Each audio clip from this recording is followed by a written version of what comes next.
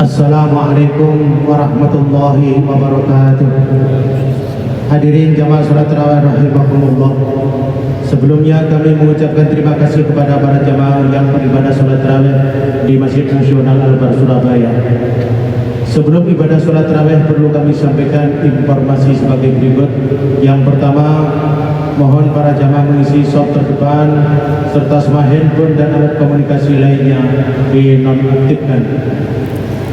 Infak kotak sholat tarawih kemarin sebesar Rp9.759.000. Semoga sedekah dan amal para jamaah diterima Allah Subhanahu wa taala. Allahumma amin. Pemasukan donatur takjil dari jamaah sebesar Rp53.315.365. Total pengeluaran nasi takjil buka puasa sebesar Rp202.500.000. Selanjutnya sedekah paling utama adalah sedekah di bulan suci Ramadan. Salurkan infak takjil buka puasa dan sahur melalui posko JIS dan takjil di pintu timur, utara, dan selatan. Kemudian ikuti ngaji ngabuburit tiap sore selama Ramadan pada sholat asar di ruang utama Masjid Al-Bar Surabaya.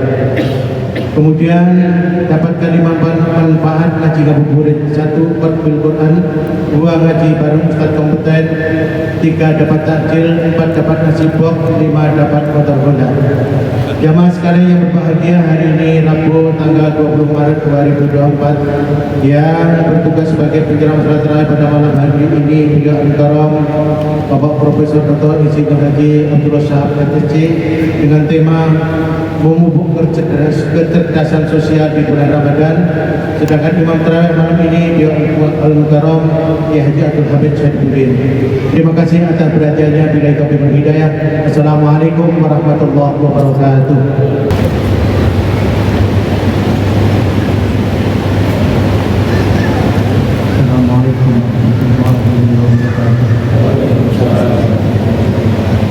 Alhamdulillah wassalatu wassalamu ala sayyidina Muhammad wa ala alihi wa ala.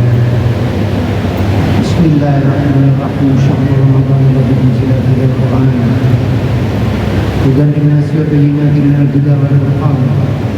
Faman syahida minkum ash-shahra falyasum wa man kana maridan aw ala safarin fa iddatun min ayyamin ukhra. Yuridu Allahu bikumul yusra wa la yuridu bikumul usra.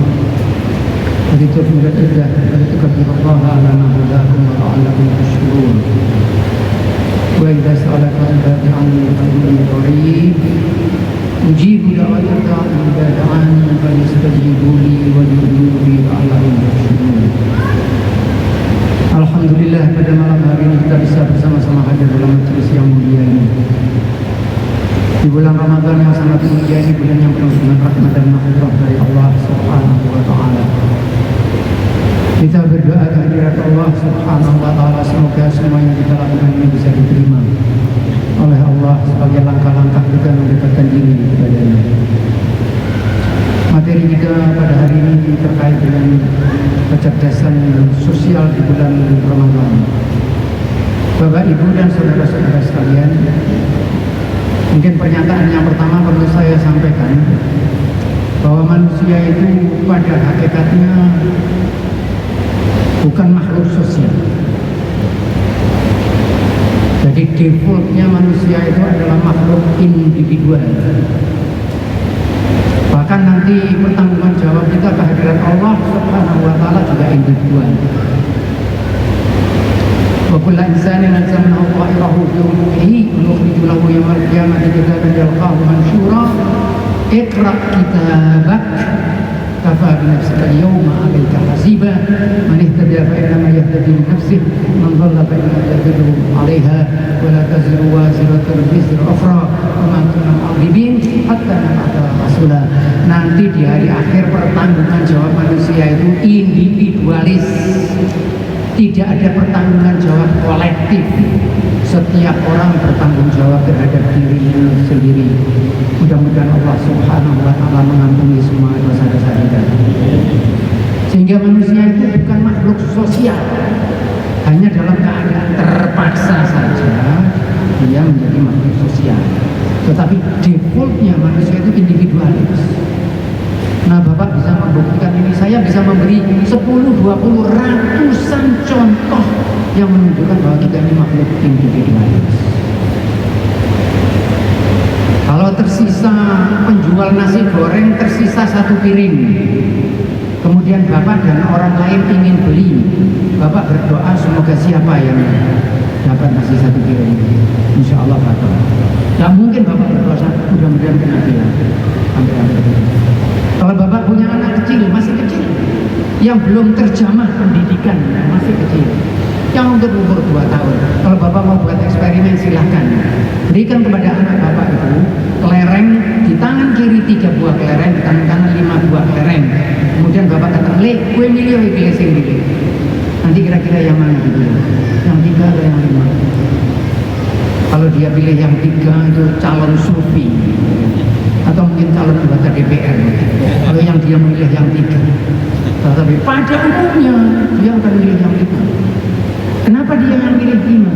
Kalkulasi mendadak spontan yang ada di dalam pikiran, yang 5 itu lebih banyak dari 3, dan itu wajar saja. Dan Allah Subhanahu wa Ta'ala tidak heran kalau manusia itu individualis, karena yang menciptakan kita dengan semua sifat itu ya Allah Subhanahu wa Ta'ala. Kalau Allah ingin menciptakan makhluk yang tidak individualis dengan mudah, tapi bukan itu. Kalau bapak-bapak dan saudara sekalian kebetulan naik kereta api, saya bisa memberi contoh banyak, tapi cepat saja. Naik kereta api, kemudian kereta api melewati portal, di mana ada orang yang sedang menunggu, ada mobil, sepeda motor, sepeda yang sedang menunggu kereta api lewat. Bapak merasakan apa itu? Merasakan kenikmatan, karena melihat mereka lagi bemo menunggu kereta api dan Bapak jalan dengan penuh kejumawaan lewat itu.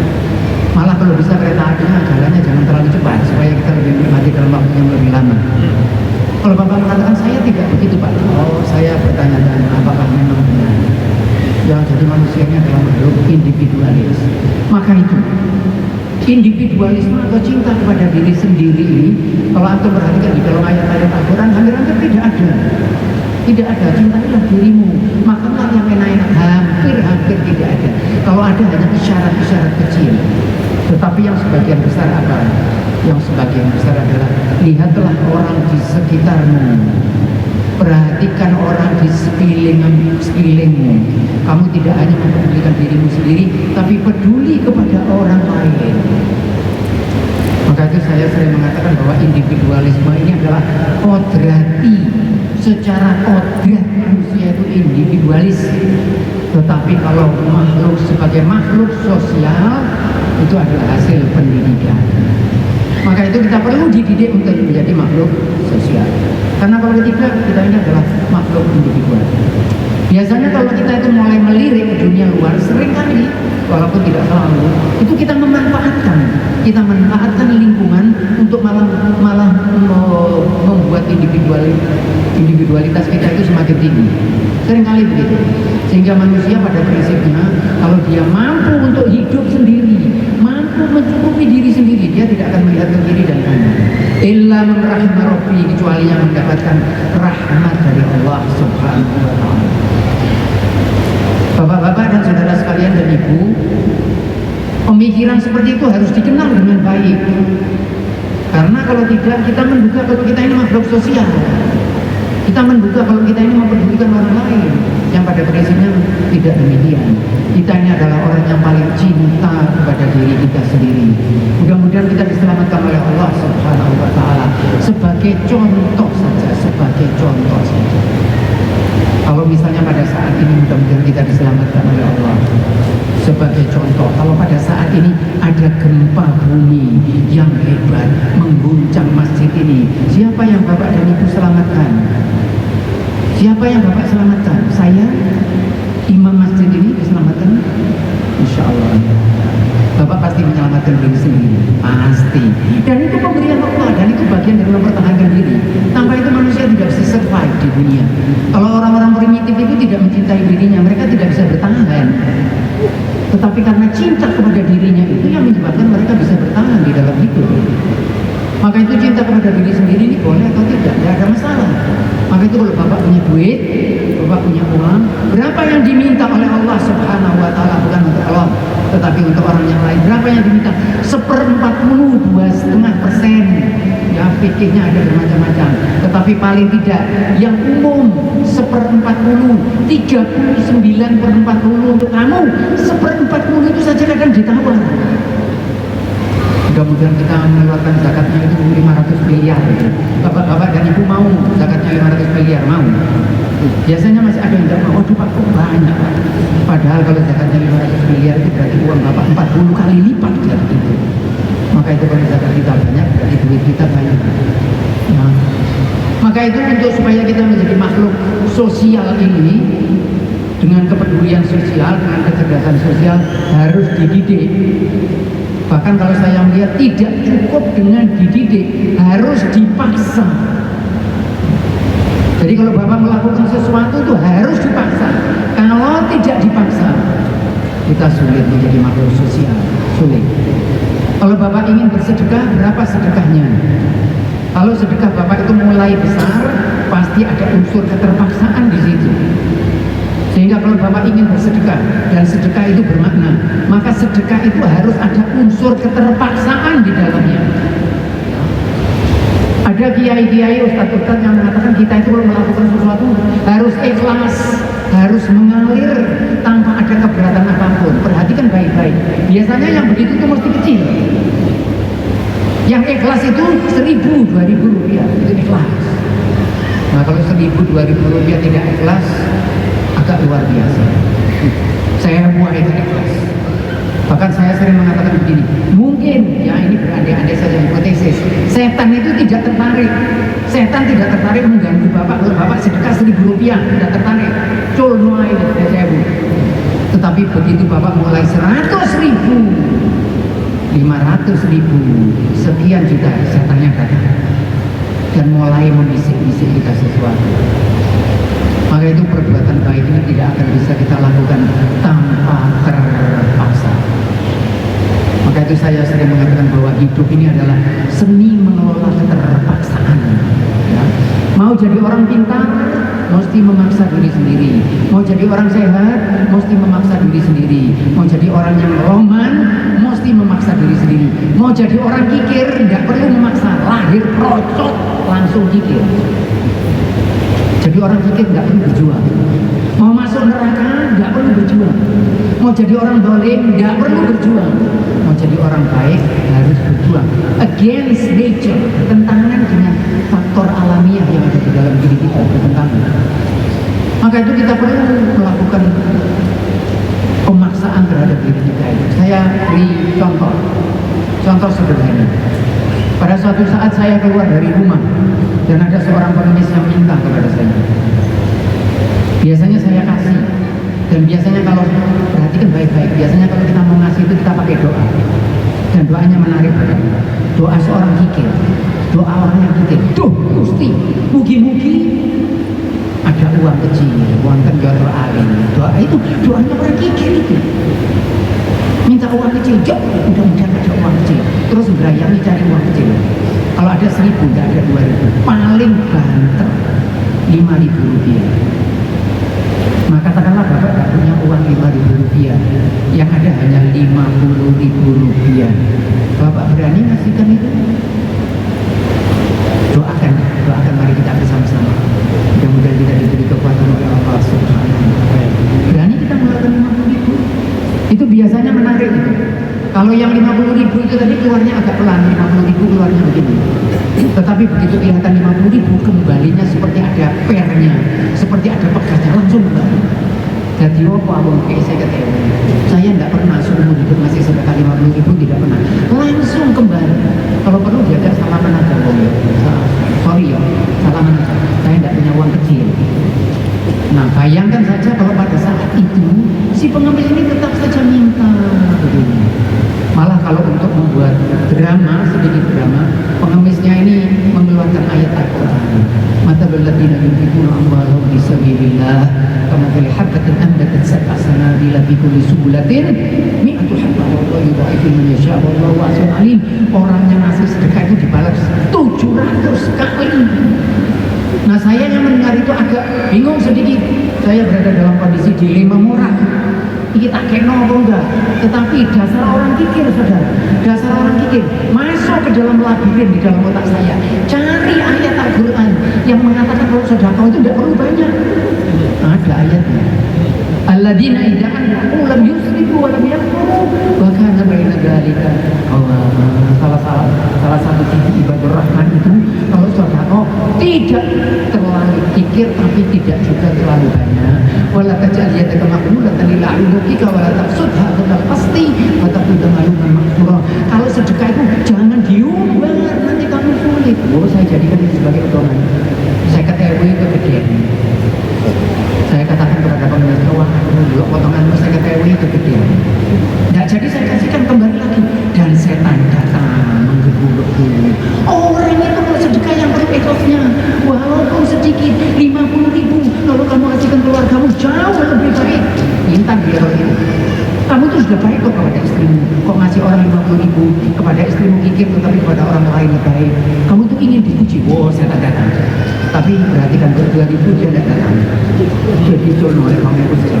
Tetapi 50 kemudian, nah ini insya Allah materi yang terakhir. Kemudian saya keluarkan duit 50.000. Saya keluarkan 50.000. Kemudian saya tunjukkan kepada Allah Subhanahu wa Ta'ala, ya Allah, Engkau tahu ta'alamu ma fi nafsi wa la a'lamu ma fi nafsik. Kamu tahu yang menggelitik di dalam jiwaku ini. Engkau tahu ya Allah, 50.000 ini buat aku berat. Buat aku ini berat. Namun ya Allah, itu yang istimewa.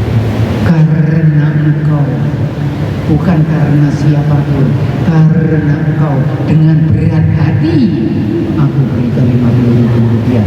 Itu sedekah yang mengguncang arsy, bukan sedekah yang lepas begitu saja, bukan sedekah yang tak direken, sedekah yang dikeluarkan dengan berat hati, terpaksa.